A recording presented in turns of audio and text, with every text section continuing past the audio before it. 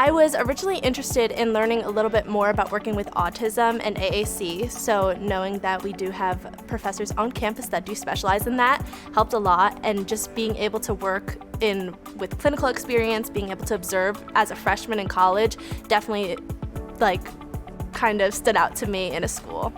I've had an overview of all speech and hearing communication disorders from my Intro to Communication Sciences class, and then we kind of dove a little deeper with anatomy of the speech and hearing mechanism. So we learned everything from the respiratory system, the hearing mechanism, your articulatory system, all that fun stuff. And now I'm currently in linguistics and speech and language development, so kind of building off of what I've already learned into kind of how we're developing speech and language, and then the grammar behind it all. This is definitely where I'm happiest.